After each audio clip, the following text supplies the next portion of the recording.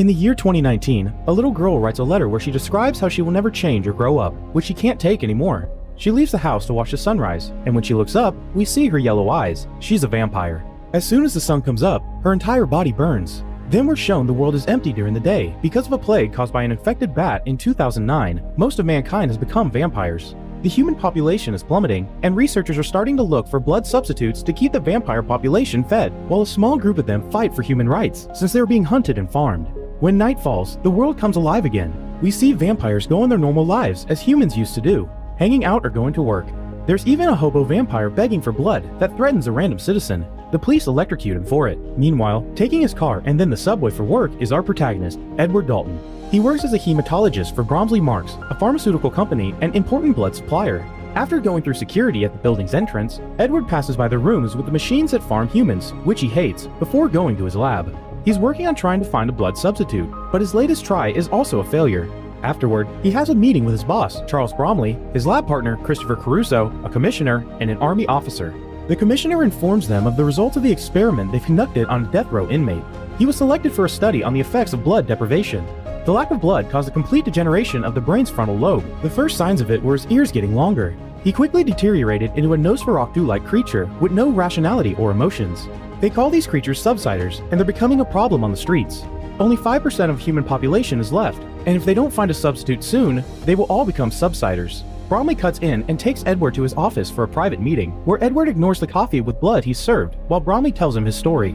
He used to have cancer, but vampirism cured him. His daughter refused to turn though, and she ran away.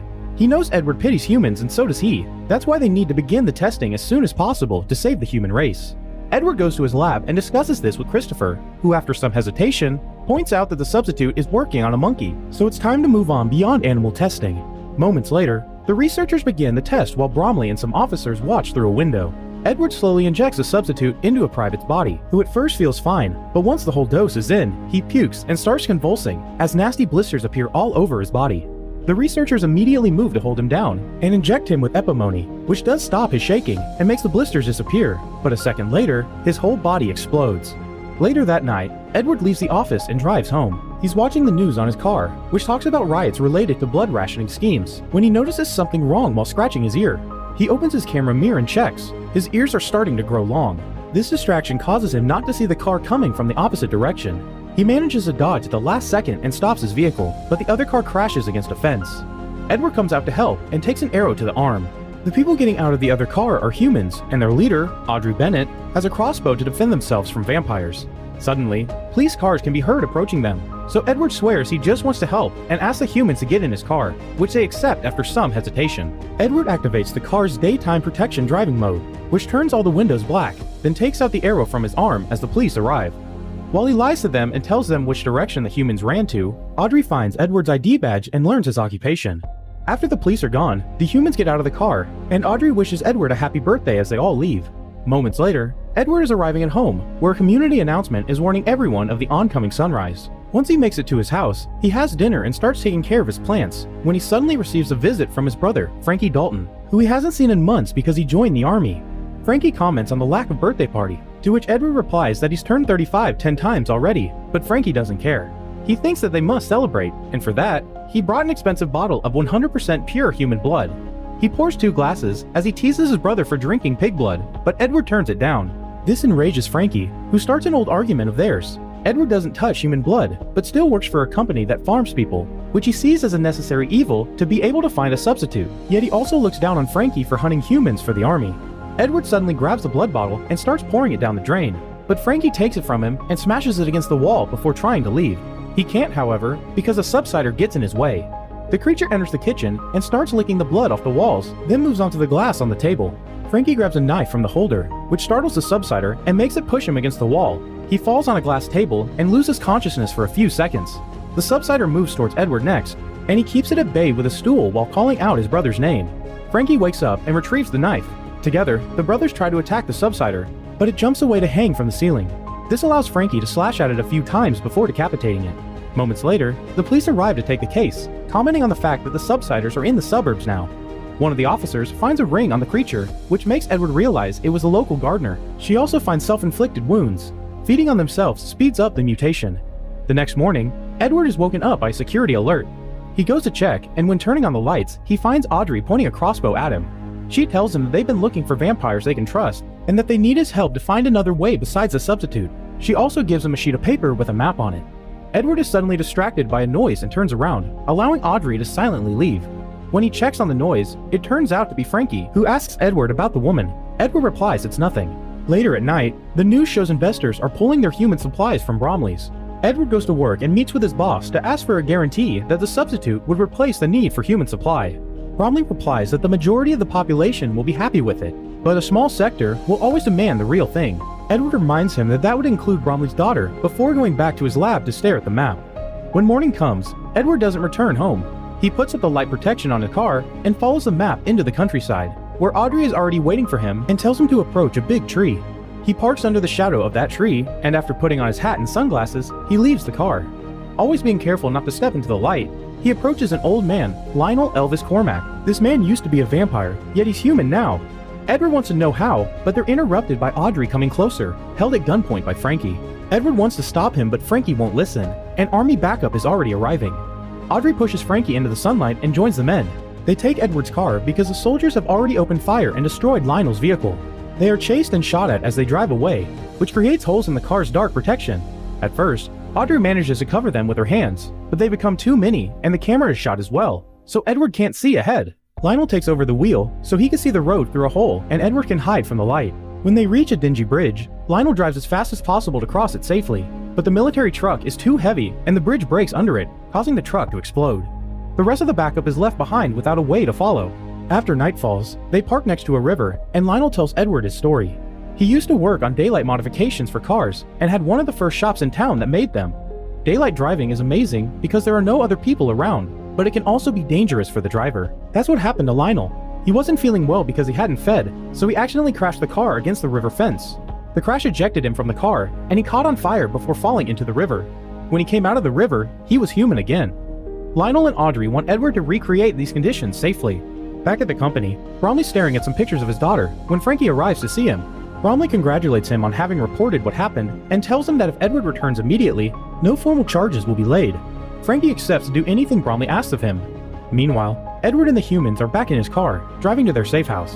Edward can't stop staring at Audrey's neck. When she notices this and his pointy ears, she cuts her hand and pours some blood into a cup for him to drink. He refuses at first, but Audrey needs to know that the other humans will be safe around him, so he accepts the cup and drinks it. A few hours later, they make it to a very old vineyard, where Edward meets other humans including Jarvis, who is leading a group of rescuers to find more humans. After entering the house, he also meets Senator Wes Turner, a vampire politician in favor of protecting human rights and finding a cure. After briefly cutting to Bromley, watching how one of his machines has lost all its humans, and his researchers taking out a body, we are shown a coffee stand at the subway station, where a man complains about his coffee not having enough blood. The employee tells him that 5% is as much as she's allowed to serve, but the man won't take no for an answer. He steals the blood bag, and when breaking it, he splashes everyone around him, sending them into a frenzy. The people riot and attack the coffee stand to steal more blood, causing the police to arrive to electrocute them into submission. The next morning at the vineyard, Edward takes some blood from Lionel to run some tests while he asks some questions about how he felt the day he became human. Edward thinks maybe the only way to treat the blood is inside the body, controlling the daylight burn. Some hours later, when he leaves the lab to take a break, most humans move away from him. Audrey comes to tell him that they may fear him, but still think he can help. Edward confesses that he didn't want to turn, but Frankie betrayed him and turned him anyway. It's then that Edward notices the fermentation tanks, and after Audrey confirms that they're airtight, they go to look at them from the inside. The tanks have air extractors that would allow them to put out a fire, and Edward decides to use them for the experiment, so they start working on the necessary modifications. Later, in the middle of the night, we see Jarvis's group on the road taking a convoy of rescued humans to the vineyard, including Bromley's daughter, Allison. When a shock gives them a flat tire, they're forced to stop their cars. They get out with their weapons ready, but the army is surrounding them, and after a short shooting exchange, all humans are knocked out. Allison manages to contact the vineyard before she falls unconscious too, so when Frankie takes the walkie-talkie from her hands, they use it to track the call and find the location of the vineyard. At the vineyard, all the humans are grabbing their things and getting into their cars, ready to follow Tuner to his safe house. But Edward wants to stay behind because there won't be another chance to recreate the experiment, so Lionel and Audrey decide to stay behind as well and help.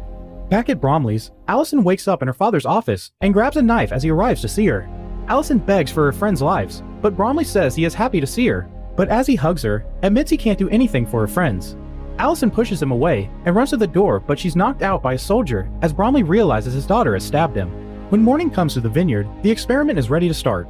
Audrey will watch the monitors while Lionel will stay in the tank with Edward, who has the heart monitor connected to his chest and is covered by a wet blanket. The process is simple.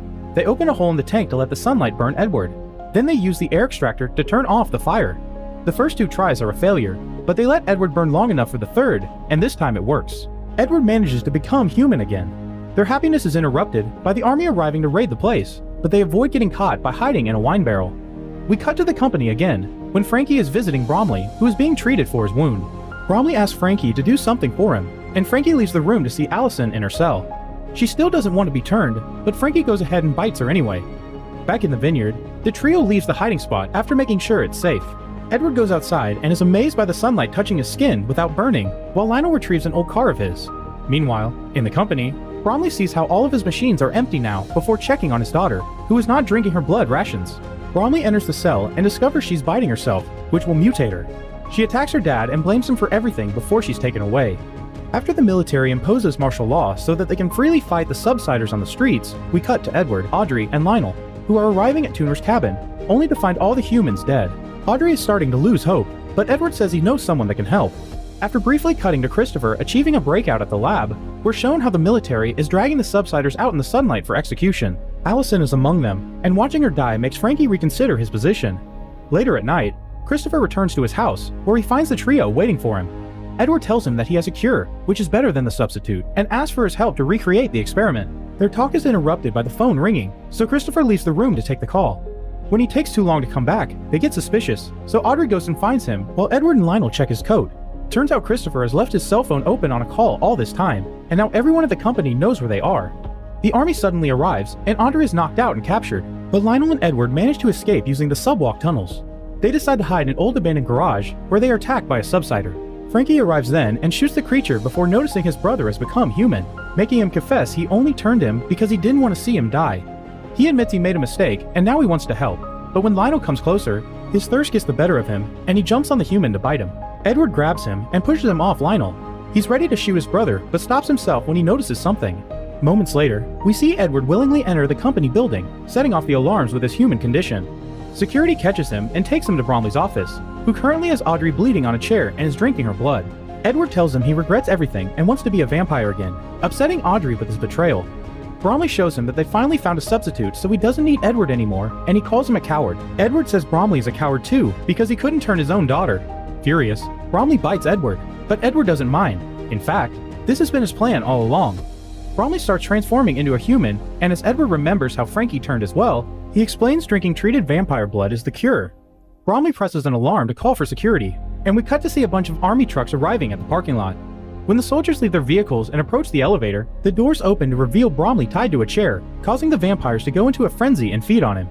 Meanwhile, Aubrey and Edward, now armed with weapons he's found around, go downstairs and are about to leave the building when more soldiers arrive to block their way. The glass doors suddenly shatter when Frankie drives Lionel's car inside, hitting all the soldiers to save his brother. But backup immediately arrives, and now they're surrounded. Frankie tells Edward to go before sacrificing himself, allowing all the soldiers to jump on him and eat him. Edward doesn't have time to grieve his death because a security guard has taken Audrey and he must rescue her. He follows them to a security room when, after some struggling, Edward manages to kill 2 vampire guards and help Audrey kill the third. Then they watch on the security cameras how the soldiers that fed on Frankie became human, and the other vampire soldiers are now attacking them as well. A feeding massacre occurs, and by the time Edward and Audrey come back to the lobby, only a handful of human soldiers are left standing. Christopher shows up and then shoots a couple of soldiers, claiming there can't be a cure. He's about to shoot them too when an arrow hits his chest and kills him. It came from Lionel, who's arrived to help. Audrey gives him a hug while Edward watches his brother's body and the light of the rising sun slowly make its way inside. The movie ends with the trio leaving in Lionel's car, while Edward tells us that they now have the cure, and they can change everyone back. It's not too late.